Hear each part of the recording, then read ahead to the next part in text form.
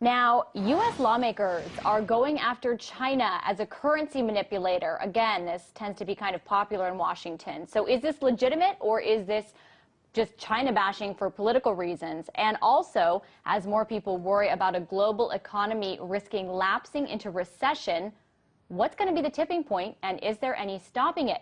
To help me make sense of all of these big economic issues going on right now is legendary investor and author Jim Rogers. Hi, Jim. Thanks so much for being on the show. Hello, Laura. Nice to see you. All the way from Singapore, early in the morning for you. So tonight here in Washington, a bill actually cleared a hurdle in the Senate that would impose tariffs on Chinese imports and penalize China as a currency manipulator. Now, bashing China as a currency manipulator tends to be pretty popular in Washington, especially with unemployment stuck at 9%. So is that what we're seeing, or is this legitimate? Lauren, first of all, they're doing this so that the media will cover it. It's the media charade, and you're covering it, as will everybody else. If you read the bill, you see that there's an out. They leave it up to the Department of the Treasury to determine what to do. But, Lauren, this could be terribly, terribly dangerous if we turn into a trade war. We had a trade war in the 1930s. It led to the Great Depression. We already have small signs of trade wars breaking out, Brazil, France, other places, now America. This could be very dangerous in the end.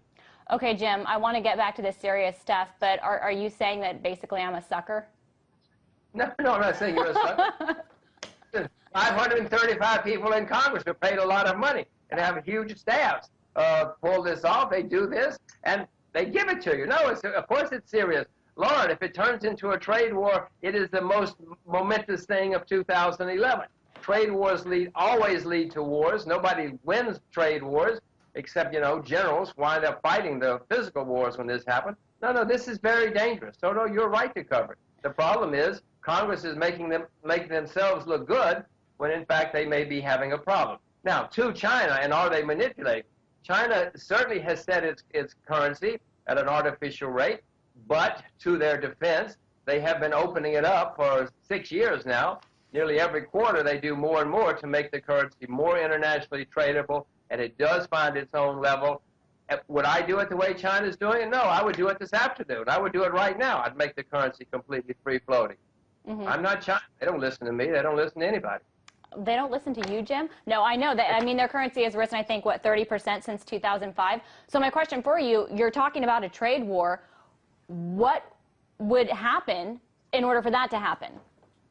Well, if America does put on tariffs onto the Chinese have various weapons at their disposal. They could stop buying American government bonds. They could sell American government bonds. If they did that, interest rates in America would go through the roof.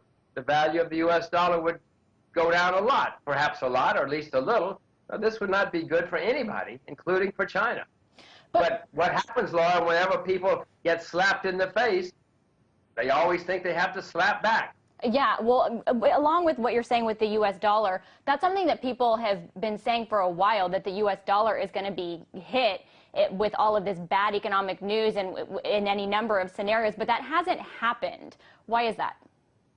Well, to full disclosure, I own the U.S. dollar. I've talked on your network before that I own the U.S. dollar. One reason it hasn't is because, first of all, there were so many people who sold the dollar that all of a sudden people find themselves too short the dollars, and they got to bring some of them back in. Second, there's chaos in the rest of the world, too, and many people, wrongly in my view, flee to the U.S. dollar as a safe haven. I own it. I don't own it as a safe haven. I own it because I just assume everybody else is going to run there. It could go much higher for a while. So you own it because you think everybody else is dumb? I don't know that they're dumb. That's your word. You're a good reporter, I'm sure. I own it because I know that the standard reaction is, in times of confusion, to run to the U.S. dollar. It is the wrong thing to do, in my view, but I know they're all going to do it, so I've done it. Well, I originally did it, Lauren, as I told you all before, was because everybody was so pessimistic on the dollar, and I have found in my career that when everybody is on one side of the boat, Lauren, you should go to the other side for a while. So I bought U.S. dollars because of the pessimism. All right, because of the pessimism. There's still a lot of pessimism right now, and a lot of it has to do with debt. You're always very harsh on the U.S. because of U.S. debt. And Bill Gross of PIMCO today was saying that essentially sovereign balance sheets resemble an overweight diabetic on the verge of a heart attack. If you agree with that, what is going to be the heart attack that tips the global economy into recession? Well, I certainly hope you agree with it too, Lauren, because the facts show that there's a very, very serious problem. The U.S. is the worst. We're the largest debtor nation in the history of the world, but many European nations have the problem. The world has run up huge, huge debts in the past 40 or 50 years. We're going to have to pay the piper, and we're paying them now. Bill happens to be exactly right. The world's got some serious, serious problems facing it, and I don't know how I know how it should be resolved, but I'm afraid it's not going to be resolved without more pain and more suffering. So what do you think would be the tipping point with those sovereign balance sheets that are diabetics on the verge of a heart attack? Which country? Oh, which country? I wish I were that smart. You should watch RTTV. You'll figure out which ones will go first. I'm not smart enough. I know that there are lots of them. I have sold short stocks in the U.S. and in Europe and in emerging markets. So whichever one goes first, I hope I will save myself. Do you think it would be Europe or the U.S.? Well, it's more likely to be in Europe just because they're right there with a lot of attention on them right now. But as I said before, the U.S. is in worse shape.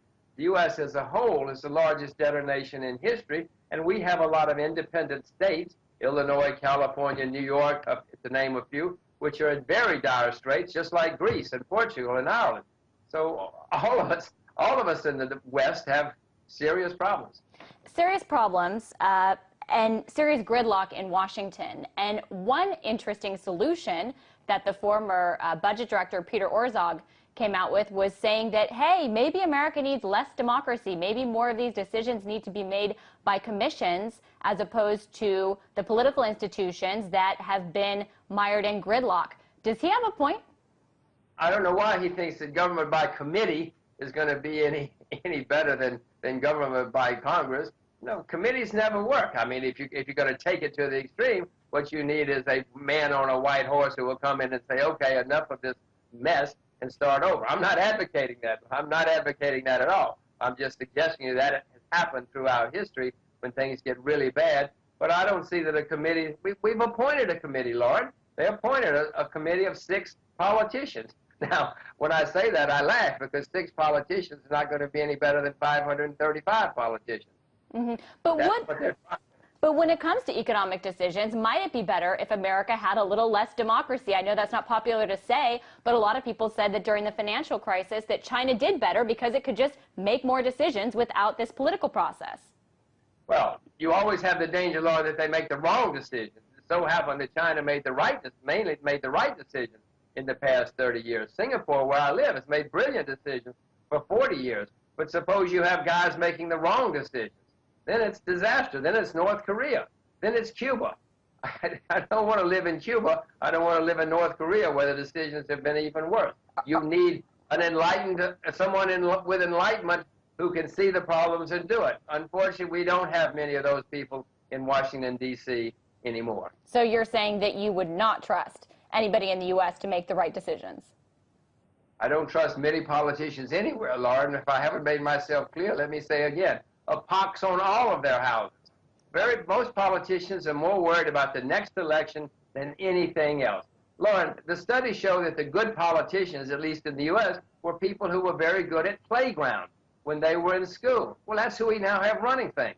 They're good at playground, but they're not good at figuring out how to solve real problems. Yeah, they're not real good at agreeing on anything either. But Jim, you and I agreed on a couple things, and hopefully that I'm not a sucker for covering the China story. But I so appreciate you being on the show. As always, it's a pleasure. That was author and investor Jim Rogers.